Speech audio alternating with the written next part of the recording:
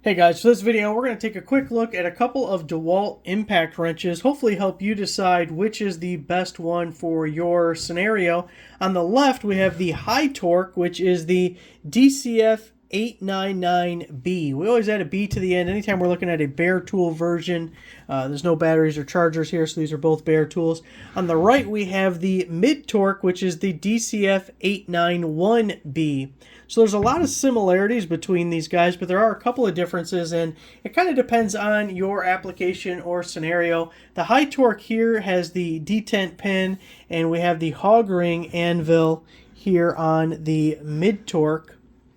Now, they have similar modes to them, although the mid torque has an additional mode that the high doesn't. So if we look at the selector down at the bottom here, you can see we have 1, 2, and 3, and those are just speed settings of how fast we can fasten or take something off or whatever, right? So we just have 3 speed settings on that one. Now on the mid torque, they've upgraded it, and we have 2 buttons here. On the right, we have the light, so we can have it on low, high, or just keep the light off. And on the left, we have a button selector for our 3 modes. So 1, 2, and 3 are basically the same as the high torque here, but we also have this bolt icon, which is your precision wrench, I believe they call it, but whatever the name is, that's not important. What it does is when you're tightening a bolt or a nut, it'll run this thing in full speed, which, by the way, these both have variable speed triggers, but it'll run it in full speed, and then when it gets enough resistance that it has to initiate the impacts, it'll stop momentarily to let you know that you've gotten to that point. And that's really important if you want to switch over to tighten something by hand so you don't break a bolt or whatever, or maybe you're getting out a torque wrench. So this can run it in until it gets to that point, and then it gives you that second to decide, do you want to still finish it off with this guy, which you got to be careful. This hasn't definitely enough power that it could break bolts.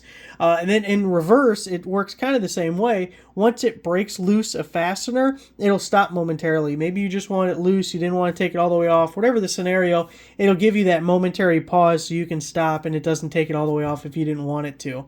So you do have that with the mid torque. You do not have that feature with the high torque. Now as we look, they're both part of the XR lineup, which means they're both brushless tools. So you're getting pretty much the latest and greatest from DeWalt in either scenario. If we look at the actual torque numbers, so for the mid torque, this guy over here, it's listed as 600 foot-pounds of fastening torque, 800 foot-pounds of breakaway torque.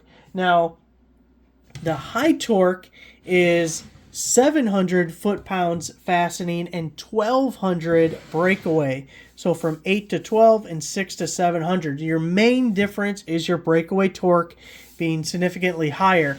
But the question really is, will you ever run into an application where you need that much torque to free up a nut, bolt, whatever you have? If the answer is no, this thing is heavier and bulkier. It's not as nice to use as a day in and out, all the time application. It's really, you bust it out when nothing else you have works for it.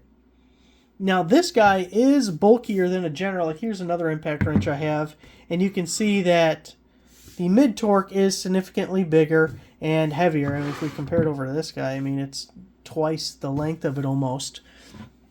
But for like my scenario, I can use this impact wrench for 90% of what I'm doing, and if I can't use this, then I'm going to go up to this. I really don't have a need for this middle porridge guy, but let's say you didn't have that one.